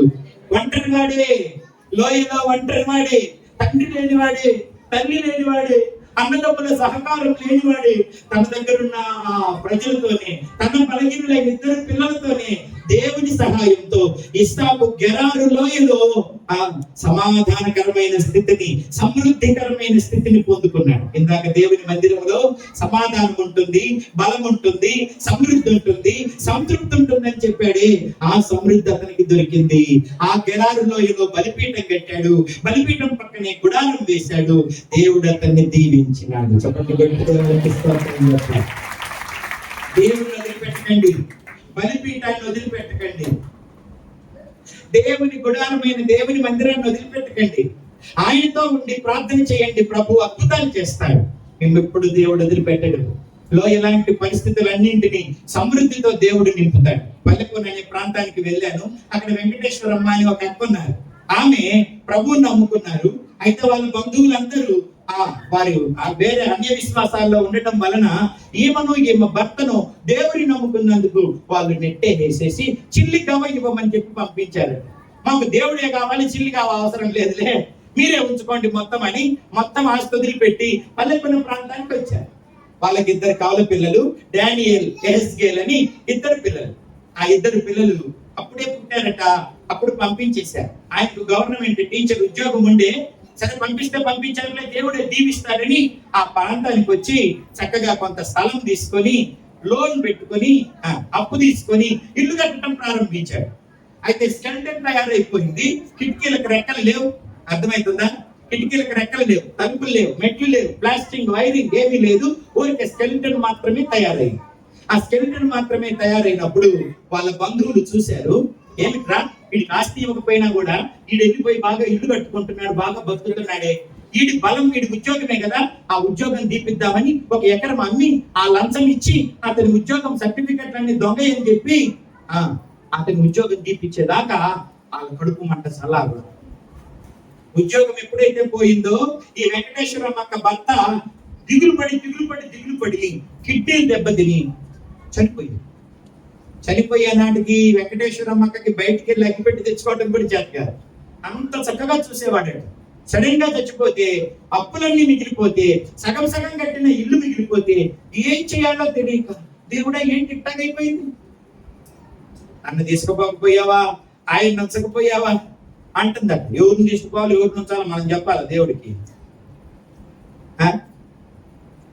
ఏడుస్తా బాధపడితే ఇద్దరు పిల్లల్ని నేనేం చేయాలి, ఈ అప్పులు ఎట్ట తీర్చాలి, నేను ఎట్ట పోషించుకోవాలా అని మోకరించి ప్రార్థన చేస్తుందంట. బరియర్ చేసి వచ్చిన తర్వాత పొద్దున్నే ఆ ప్రక్కనే క్రిస్టియన్ రెసిడెన్షియల్ హై స్కూల్ అని సిఆర్హెచ్ఎస్, దానికి తెనాలి సత్య గ్రంథశాల ఓనర్ యోహాన్ గారు దాని కరెస్పాండెంట్ అన్నమాట. ఆయన పొద్దున్నే పిలిపించి, వెంకటేశ్వరమ్మ భయపడుతున్నావా, నీ ఇద్దరు పిల్లలకి ఎల్కేజీ నుంచి 10th క్లాస్ దాకా ₹1 ఫీజు తీసుకోకుండా పుస్తకాలన్నీ నేనే ఇచ్చి మధ్యాహ్నం భోజనం కూడా పెట్టి చక్కని చదువు నేను చెప్పిస్తా, భయపడబాక అన్నాడు. వాళ్ళు భలే తెలియగలరు, చక్కగా చదువుతున్నారు.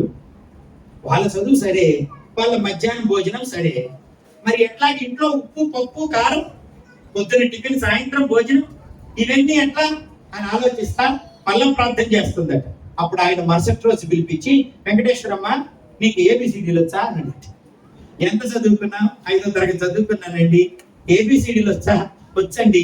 ఎల్కేజీ వాళ్ళకి ఏబిసిడీలు నేర్పించు, నీకు 900 జీతం ఇస్తానన్నాడు. ఆ 900 500 పెంచుకుంటా పోతే వాళ్ళు 9వ తరగతికి వచ్చేసరికి ఆమెకు 1600 జీతానికి వచ్చింది. ఆ 9వ తరగతిలో నేను అక్కడికి వెళ్ళాను. అక్కడ పాస్టర్ అబ్రహాం గారు ఉంటే వాళ్ళ చర్చిలో వాక్యం చదువుతున్నాను. ఆయనే ఆమెను తండ్రిలాగా ఆదరించినాడు. తాత అంట ఈ పిల్లలిద్దరు ఆయనతో తిరుగుతూ మందిరంలో చక్కగా ప్రార్థన చేసుకుంటూ నమ్మకంగా బ్రతుకుతున్నారు, చక్కగా చదువుకుంటున్నారు. ఈమెకొచ్చే డబ్బులో కొంచెం దాచి, అప్పట్లో కాయిన్ ఫోన్స్ ఉండేవి, ఒక 4 కొని పల్లెకున్న బస్ స్టాండ్ లో పెట్టి వాటి మీద వచ్చే కొద్ది లాభంతో కుటుంబాన్ని నడుపుకుంటూ ఉండిందట. కొలతలతో ఆమె కొన్నిసార్లు తినకుండా పిల్లల్ని మాత్రం ప్రిన్సుల్ లాగా పెంచింది అనమాట. వాళ్ళు కూడా అందంగా చక్కగా ఇద్దరు ఒకే డ్రెస్ వేసుకొని ట్విన్స్ బాగా పెరుగుతున్నారు.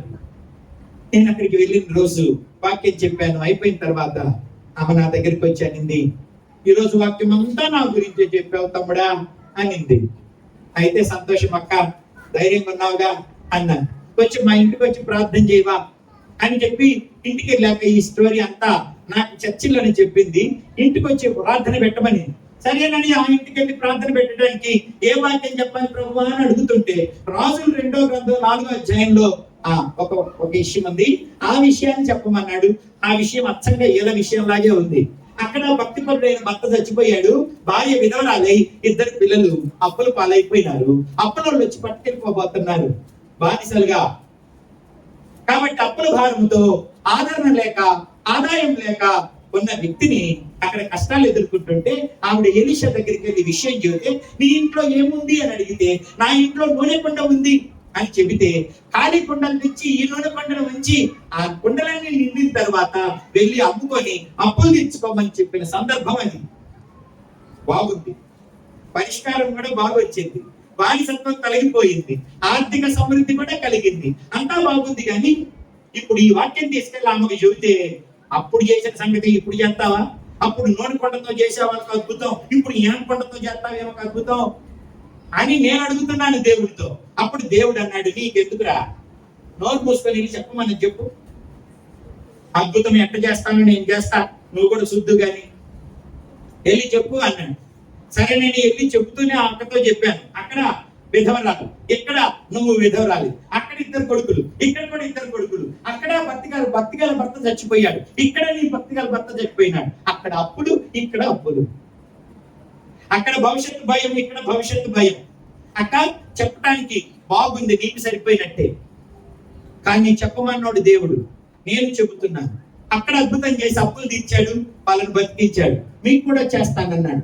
ఏం చేస్తాడో నాకు తెలియదు, చేసిన రోజున కొంచెం నాకు కూడా చెప్పండి ఎట్ట చేశాడు. చెప్పమన్నాడు, చెప్పాను, వెళ్ళమన్నాడు, వెళ్తున్నాను. చేసేవాడు దేవుడు, పలికించేవాడు దేవుడు, ప్రకటించేవాడు దేవుడు. నేను వెళ్తున్నానని చెప్పాను, వచ్చేసేసాను. 9వ తరగతి అయిపోయింది, 10వ తరగతి చదివారు. ఆ 10వ తరగతిలో వాళ్ళకు ఒక సూచన మాత్రం చేశారు. తల్లి కొడుకులు 2 ఇంట్లోకి వెళ్ళి నూనె కుండను ఖాళీ కుండలలో ఉంచుతూ తలుపేసి 3 ఆ పని చేశారంటక. అసలు నీ ఇంట్లో ఉన్న కష్టాలు నీ కొడుకుతో చెప్పావా అన్నాను నేను. అప్పుడు ఆమె నింది, చిన్నపిల్లలు చెప్తే ఏం చేస్తాయి, అందుకే ఇంతవరకు నా కష్టాలు, నా ఆర్థిక ఇబ్బందులు, నా కుటుంబం నాకు చేసిన నష్టం నేను ఇంతవరకు ఇప్పుడు వాళ్ళకి చెప్పలేదు అని. అయితే ఇప్పుడు చెప్పు అన్నాను నేను. ఇప్పుడు చెప్పు, వాళ్ళకు విశ్వాసం కలుగుద్ది, వాళ్ళు ప్రార్థన చేస్తారు. రేపు పొద్దున ఇంటర్మీడియట్కి వెళ్తే నువ్వెంత కష్టపడి డబ్బులు వాళ్ళకి ఇస్తున్నావో వాళ్ళకి అర్థం అవుతుంది. జాగ్రత్తగా ఉపయోగించుకుంటారు, బాధ్యతగా చదువుతారు, మంచి ఉద్యోగాలు తెచ్చుకుంటారు. కష్టాలు చెప్పి, నీ త్యాగం చెప్పి, దేవుని అందరి విశ్వాసం చెప్పి వాళ్ళతో కలిసి ప్రార్థన చేయి అన్నాను. తమ్ముడు, ఇప్పుడు దాకా వాళ్ళకు పెట్టి నేను కడుపు మార్చుకోవటం, వాళ్ళు చక్కగా వెళ్తుంటే వెనక చూసి ఏడవటమే నాకు తెలుసు, వాళ్ళతో కలిసి ఇప్పుడు ప్రార్థన చేయలేదని, ఇప్పుడు చెయ్యి అని చెప్పారు. ఆ సంవత్సరం అంతా పిల్లలతో కలిసి ప్రార్థన చేసిందట. ఆ సంవత్సరం ఎండింగ్ 10th క్లాస్ రిజల్ట్స్ వచ్చినాయి. ఇక ఇంటర్మీడియట్కి వెళ్ళాలి, ఇక్కడ దాకా 10th క్లాస్ వరకే ఎడ్యుకేషన్, అక్కడికి వెళ్తే డబ్బులు 1000 కావాలి, కార్పొరేట్ కాలేజీల్లో చదవాలని అంటే. కాబట్టి ఇప్పుడు వాళ్ళకి అవసరం. 10th క్లాస్ రిజల్ట్స్ వస్తున్న ఆ సమ్మర్ హాలిడేస్ లో దేవుడు అద్భుతం చేయటం మొదలు పెట్టాడు. తగిన సమయమందు ఆయన మిమ్మల్ని హెచ్చించినట్లు ఆయన బలమైన హస్తం క్రింద దీన మనస్సు కలిగి ఉండమని చెప్పిన దేవుడు ఆ జీవితంలో కార్యం చేయటం మొదలు పెట్టాడు. ఈ 9 సంవత్సరాల్లో చాలా సార్లు ఎంఈఓ ఆఫీసులకు వెళ్ళి అప్లికేషన్లు పెట్టి, నా భర్త మీద అన్యాయంగా కేసులు పెట్టి ఉద్యోగం తీసేశారు, నాకు న్యాయం చేయమని చాలా సార్లు అప్లికేషన్ పెట్టిందట. లంచం ఇవ్వని కారణం చేత ఎవ్వరు కూడాను ఆమెకు సహాయం చేయలేదు. కానీ ఆ సమ్మర్ లో ఒక దేవుని నమ్ముకున్న ఆఫీసర్ని దేవుడు అక్కడ వేశాడట. ఆయన రాత్రి పడుకుంటే పొద్దున్నే డ్యూటీకి వెళ్ళాలి ఛార్జ్ తీసుకొని. ఆ రాత్రి పడుకుంటే దేవుడు దర్శనంలో కనపడి చెప్పాడట, వెంకటేశ్వరమ్మకు మేలు చేయడానికి నేను ఇక్కడికి ట్రాన్స్ఫర్ చేశా, రేపు పొద్దున్నే వెంకటేశ్వరమ్మని పిలిపించి ఆమెకు నువ్వు న్యాయం చేయి అని చెప్పాడట. ఈ దైవ భయం కలిగిన ఆయన పొద్దున్నే డ్యూటీకి వచ్చి ఫైళ్ళని ఎత్తుకుతున్నాడట. వెంకటేశ్వరమ్మ ఫైల్ కోసం అటెండర్ ఉంటాడు కదా, అక్కడ ఆఫీసర్లు మారుతారు, అటెండర్లు ఆడే ఉంటారు కదా. వెంకటేశ్వరమ్మ ఫైల్ తీసుకురా అన్నాడట ఈయన ఆఫీసర్. అప్పుడు ఆ అటెండర్ చెప్పాడట, ఆ ఫైల్ ఎందుకండి, కుక్కని కొడితే ₹1 రాలిద్ది, ఆమెను కొడితే ₹1 కూడా రాదు. ఎప్పుడు ఏడుపు మొహం వేసుకొని అప్లికేషన్ ఒకటి పట్టుకొని మారిన ఆఫీసర్ దగ్గరికి వెళ్ళా తిరుగుతూ ఉంటుంది. ఒక డబ్బు ఇవ్వదు. మీ టేబుల్ మీద లక్షల రూపాయల వచ్చే ఫైల్స్, ప్రైవేట్ స్కూల్ ఫైల్స్ ఉన్నాయి, అవి చూసుకోండి అన్నాడు. అప్పుడు వెంటనే ఈయన అన్నాడంటే, ఆఫీసర్ నువ్వా నాకు సలహాలు ఇచ్చేది? ఎవరిని అనుకుంటున్నారు? లంచాలు తీసుకునే వాళ్ళని అనుకుంటున్నావా అనేసరికి కొత్త ఆఫీసర్ బాగా స్ట్రిక్ట్ గా ఉన్నాడని మెదలకుండా ఆ ఫైల్ తీసుకొచ్చి పెట్టాడు. పోయి ఆమెను పిలుచుకురాపో అన్నాడు. ఎప్పుడు అక్కడికి వచ్చినా కూడా ఇడిసరిగా అని కసురుకునేవాడు డబ్బులు ఇదని. ఇప్పుడు ఈయన వెళ్ళి రేపల్లి నుంచి పల్లికొండ దగ్గరికి, వెంకటేశ్వరమ్మ కొత్త ఆఫీసర్ గారు వచ్చారు, నిన్నేదో రమ్మంటున్నారు, ఎగిరెగిరి పడుతున్నాడు, తొందరగా రామ్మా అన్నాడు. అప్పుడు వెంటనే ఈమ వస్తాను బాబు అని డ్రెస్ మార్చుకుంటూ దేవునితో ఒక్క మాట అడిగిందట, 9 సంవత్సరాల నిరీక్షణకు నాకు జవాబు ఇస్తున్నావా? అక్కడికి వెళ్తే అసహించుకునేవాడు, నా ఇంటికి వచ్చి నన్ను పిలుస్తున్నాడే, కార్యం చేయటం మొదలు పెట్టావా అని ఏడ్చుకుంటా బయలుదేరి కృతజ్ఞతతో పరిగెట్టిందంట ఆఫీస్ కి. అక్కడికి వెళ్ళగానే, ఎన్ని సంవత్సరాల నుంచి తిరుగుతున్నా ఆఫీస్ చుట్టూ నేనంటే 9 సంవత్సరాలు. ఎన్ని అప్లికేషన్లు పెట్టావు, లెక్కే లేదు. ఎంత డబ్బు ఇచ్చావు? ఆ డబ్బే ఇచ్చింటే నాకు కూడా మేలు జరిగేది అని తన పరిస్థితి అంతా చెబితే, అప్పుడు ఆయన అన్నాడట, నీకోసమే దేవుడు నన్ను ఇక్కడికి ట్రాన్స్ఫర్ చేసినానని చెప్పాడు, నీ ఫైల్ చూడమని చెప్పాడు. భయపడు బాబు, నేను అన్నాను అనుకో, ఆ తండ్రి తరపున నేను నీకు సహాయం చేస్తా. ఒట్టు పేపర్ మీద సంతకం పెట్టమని సంతకం పెట్టించుకొని జరిగిన అన్యాయం అంతా రాసి గుంటూరు కలెక్టరేట్కి వచ్చి కలెక్టర్ గారితో చెబితే, కలెక్టర్ గారు కూడా స్పందించి తన భర్త చచ్చిపోయినప్పటి నుంచి ఇప్పటి వరకు రావాల్సిన జీతం అంతా ఒకే చెక్కులో ఇచ్చేసేయమని చెప్పినాడట. 7,60,000 పిల్లలంతా వచ్చింది ఆవిడకి ఆలోచనలో. అప్పులు కట్టేసేసి పిల్లల్ని నారాయణ కాలేజీలో జాయిన్ చేస్తే, ఆ నారాయణ కాలేజీలో పిల్లలిద్దరు ఇంటర్మీడియట్ చదివి మంచి మార్కులు తెచ్చుకున్నారు. దైవ భయము, కుటుంబ బాధ్యత ఎరిగిన వారు గనక, అమ్మ కష్టం తెలిసింది గనక ఆ తర్వాత ఇంజనీరింగ్ చేసినారు. ఒకడు ఏరోనాటికల్ ఇంజనీరింగ్ చేశాడు, ఇంకొకడేమో మైక్రోబయాలజీకి, బయోటెక్నాలజీకి సంబంధించింది చేశాడట. ఆ కోర్స్ అయిపోగానే ముంబైలో పెద్దోడికి ఉద్యోగం వచ్చింది, హైదరాబాద్ లో చిన్నోడికి ఉద్యోగం వచ్చింది. ఇద్దరు కవల పిల్లలే గనక వాడి జీతం 72,000 అట, వీడి జీతం 60,000 అట. పెద్దోడు నాకు ఫోన్ చేశాడు, అన్నా ఎక్కడున్నారని. ఏమిట్రా డాడీ ఎందుకు చేసావు ఫోన్ అన్నాను. అన్నా సైకిల్ మీద పోవడానికి కూడా డబ్బులు లేని పరిస్థితి అన్నా, అమ్మమ్మ కోసం చాలా కష్టపడిందన్నా, దేవుడు సహాయం చేసి నన్ను ఏరోనాటికల్ ఇంజనీరింగ్ చేశాడన్నా, నాకు 72,000 జీతం. చిన్నోడు ఎస్కేర్ ఫోన్ చేశాడు, రీసెర్చ్ ఇన్స్టిట్యూషన్ లో, సైంటిఫిక్ రీసెర్చ్ ఇన్స్టిట్యూషన్ లో నాకు జూనియర్ సైంటిస్ట్ గా ఉద్యోగం వచ్చింది, నాకు 60,000 నా జీతం. వేరేసి ఇద్దరికి 1,32,000. 1,32,000. ఆ ఆఫీసర్ గారు అంతతో ఊరుకోలేదట, మళ్ళా ఇంకోసారి పిలిపించి సంతకం పెట్టించి కలెక్టర్ గారి దగ్గరికి వెళ్ళి, కంపాషన్ ప్రాజెక్ట్ కింద పోషకుడైన భర్త లేకపోతే ఆడవాళ్ళకు ఉద్యోగం ఇస్తారు కదా, ఉద్యోగం ఇవ్వమంటే 5వ తరగతి చదివిన ఆవిడ ఇప్పుడు కలెక్టరేట్ లో 4th గ్రేడ్ ఎంప్లాయీ. ఆ ఎంప్లాయీ ఆమె ఉద్యోగం చేస్తూ ఇల్లు బాగా చేపించి పిల్లలకు కూడా ఉద్యోగం వస్తే సమృద్ధినిస్తే, ఆమె నాకు ఫోన్ చేసి ఏం చెప్పిందో తెలుసా? తమ్ముడు ఒకసారి రావు, అప్పుడు వచ్చినప్పుడు సరిగా పెట్టలేకపోయాను తమ్ముడు, ఇల్లు బాగా కట్టాను, పిల్లలిద్దరు ఉద్యోగం, నాకు ఉద్యోగం, దేవుడు సమృద్ధినిచ్చాడు, రా తమ్ముడు. ఏమన్నా తిని ప్రార్థన చేసేందుకు కానీ వెళ్తే అన్ని రకాల ఐటమ్లు చేసిందండి. ఇన్ని తింటానక్క, ఇన్ని ఎందుకు చేసావా అన్నాను. తమ్ముడు అప్పుడు ఉప్మానే ఉండేది, అదే సర్దుకొని కొన్నిసార్లు కింద ఉన్న వాడు ముక్కలు తినేదాన్ని. ఇప్పుడు దేవుడు చాలా సమృద్ధిని ఇచ్చాడు, అన్ని తినద్దులే, ప్రతి కుండలో నుంచి ఒక్కొక్క ముక్క తీసుకొని తిని తమ్ముడు. నాకు అదే సంతోషం తమ్ముడు. నా ప్రియ దేవుని పిల్లలు, ఎవరు లేకపోతే ఏమిటి, ఎంత కరువు అయితే ఏమిటి, ఎంత ఒంటరివారు అయితే ఏమిటి, ఎవరు దోచుకుంటే ఏమిటి, ఎవరు లోయలోకి నెట్టి వేస్తే ఏమిటి, దేవుడు నీ పక్షాలుంటే వాళ్ళందరికీ నువ్వు భోజనం పెట్టేటట్టు దేవుడు చేస్తాడు.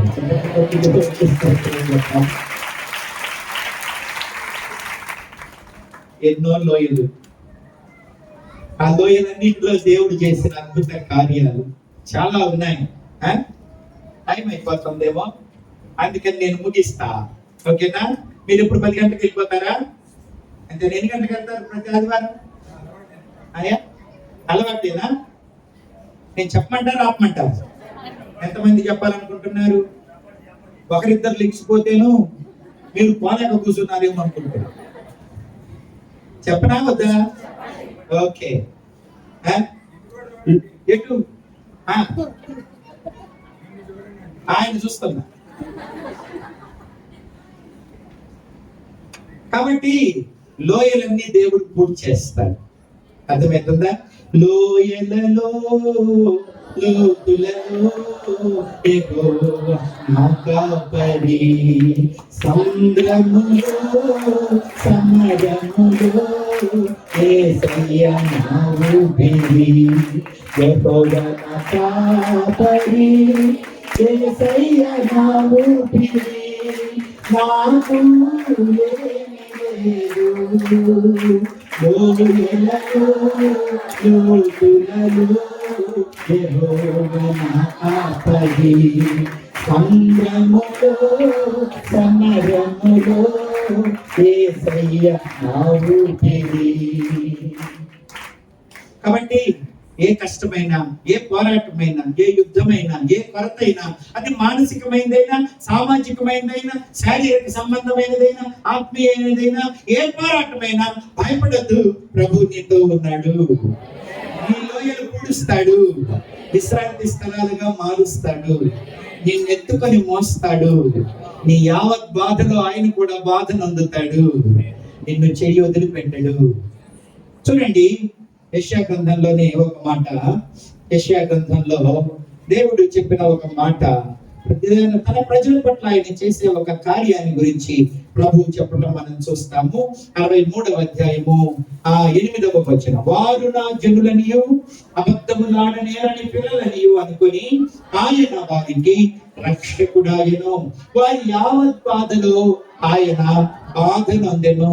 ఆయన సన్నిధి దూత వారిని రక్షించెను, ప్రేమ చేతను తాలిమి చేతను వారిని విమోచించెను. పూర్వదినములన్నింటిను ఆయన వారిని ఎత్తుకొనుచు మోసుకొనుచు వచ్చెను. అర్థమవుతుందా?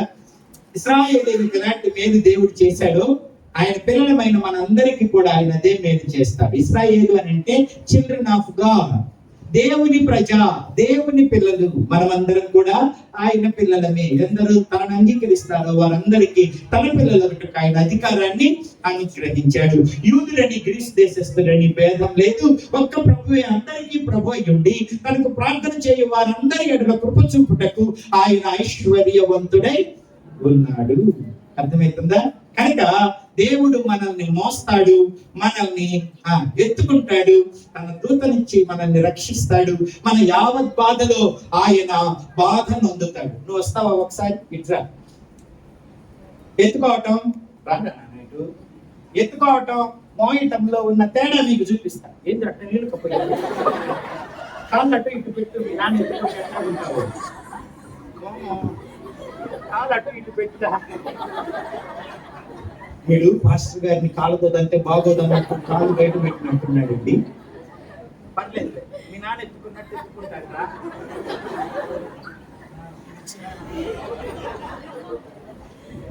దీన్ని ఎత్తుకోవటం అంటారు. మీకు తెలియదా? కానీ ఇందులో ఉన్న విషయం చెప్తా. ఎత్తుకునేటప్పుడు సగం బరువు వీడే మోసుకుంటాడు, సగం బరువే నేను మోస్తా. చూడండి ఎట్ట పట్టుకున్నాడు, కాళ్ళతో పొట్టని, వెనక చేతిని పోతమేసి. వీనికి శక్తి ఉంది, సగం బరువు వీడు మోస్తున్నాడు, సగం బరువే నేను మోస్తాను. దీన్ని ఎత్తుకోవటం అంటారు. ఓకేనా? మోయటం రెండు విధాలుగా చేస్తారు, ఒకటి చేతుల మీద, ఒకటి భుజం మీద. ఎప్పుడు మోస్తారో తెలుసా? వీడికి అసలు శక్తి 0 అయిపోయింది అనుకోండి, ఏలబడిపోతున్నాడు అనుకోండి, అప్పుడు తల్లి తండ్రి మోస్తారు. ఎట్లా? పడిపో, తల కింద వేసి, పూర్తి వేసి, చేతులు కూడా వదిలి, అట్లా. ఇది మొయ్యడం అంటే. ఎత్తుకోవటం ఈజీ, కానీ మొయ్యటం చాలా కష్టం. ఇట్లా ఎక్కువసేపు మొయ్యలేను నేను, అర్థమైందా? అందుకని ఇప్పుడు ఏమవుతానంటే సగం బరువు కూడా ఇటు మొయ్యడు, మొత్తం బరువు నా మీద వేస్తాడు. అందుకని ఈ బరువును మోయటం చాలా కష్టం. అయినా వీడు నా కొడుకు అయినప్పుడు నా చేత కాదని పడేస్తా, నా కింద పడేనే, చేతులు పింకిపోతున్నా కూడా మోస్తా. ఇక్కడ మొయ్యలేకపోతే భుజా తీసుకొని ఇట్ట మోస్తా. పడుకోరా, ఇటైందిరా పడడు.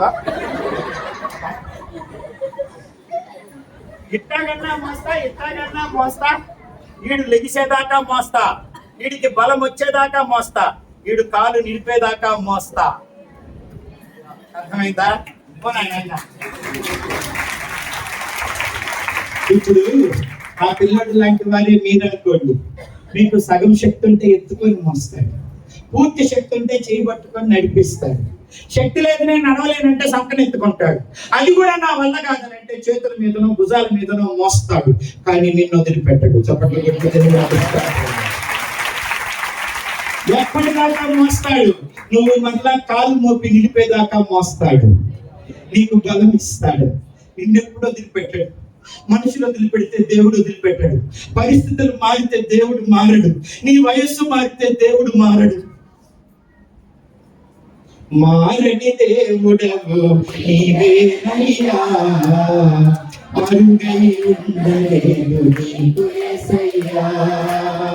మారని దేవుడవు నీవేనయ్యా, అరుగై ఉండలేదు నీకు యేసయ్యా. సురులైనా సుడిగుండాలైనా విఫలైనా వ్యాధి బాధలైనా మరుగై ఉండలేదు నీకు యేసయ్యా, మరుగై ఉండలేదు నీకు యేసయ్యా. మారని దేవుడవు నీవేనయ్యా, మరుగై ఉండలేదు. విధవరాళ్ళ విషయంలో ఆర్థిక ఇబ్బందులు పడుతున్న వారు, అనారోగ్య సమస్యలతో ఉన్నవారు, కుటుంబ సమస్యలు, భర్త పిల్లల సమస్యలతో, వ్యక్తిగత సమస్యలతో బాధపడుతున్న ఎందరినో ఈ 32 సంవత్సరాల పరిచర్యలో దేవుడు విమోచించడం ఈ కళ్ళతో చూశా, ఈ చేతులతో స్పర్శించా, ఈ హృదయంతో గమనించాను. నా ప్రియ దేవుని పిల్లల, అవి చెప్పడానికి చాలా గంటలు పడతాయి. అర్థమైందా? దేవుని చిత్తమే ఈసారి వస్తే మిగతా విషయాలు చెబుతానులే, సరేనా? ఎంత మీకు వినే ఓపుకున్నా కొంచెం కడుపులో ఆకలి అవుతుంటది కాబట్టి పొద్దున్నే వచ్చారు కనుక మీ ఆకలి కూడా నేను గమనించాలి కనుక నేను మిమ్మల్ని వదిలేస్తా, సరేనా? ఈసారి చెప్తానులే. అలాగా ఏ సమస్య అయినా రానివ్వండి, కృంగిపోబాకండి. వృద్ధాప్యం అయితే కృంగిపోబాకండి. కొంతమంది ముసలాళ్ళకి వృద్ధాప్యమే ఒక భారం, అదే ఒక పోరాటం. అది ముదిమి వచ్చే వరకు నిన్ను చంక పెట్టుకుంటా, అలా వెంట్రుకలు నరిచేంత వరకు నిన్ను మోస్తానన్నాడు దేవుడు. పిల్లలు ఎవరు, పెద్దలు, వృద్ధులు, ఎవరైనా సరే, విధవలైనా సరే, దేవుడు ఎవ్వరి భారం అవరు, అందరి భారాలు ఆయన మోస్తాడు, అందరికీ ఆయన సహాయము చేస్తాడు, అందరికీ నూరంతల సమృద్ధిని ప్రభువు అనుగ్రహిస్తాడు. ఎప్పుడు? నన్ను గూర్చి విచారణ చేసినప్పుడు, అంటే నన్ను వెతికినప్పుడు, నన్ను కోరుకున్నప్పుడు, నా సన్నిధి తట్టు తిరిగినప్పుడు, నాకు మొరపెట్టినప్పుడు నేను సహాయము. అర్థమవుతుందా? మొరపెట్టండి, దేవుడు మీకు సహాయం చేస్తాడు. అయితే ఒక లోయ గురించి మీతో చెప్పాలి నేను. అదేమిటంటే ఆకోరు లోయ ఆకానుకు గుర్తు. ఆకానుకు శ్రమ ఎందుకు వచ్చింది అని అంటే, ఆజ్ఞను అతిక్రమించడం వలన ఆకానుకు శ్రమ వచ్చింది. కొన్ని శ్రమలు దేవుడు పంపిస్తాడట, కొన్ని శ్రమలు ఈ ప్రకృతిలో మనకు జరుగుతాయి, మనతో ఉన్న వారి వల్ల జరుగుతాయి.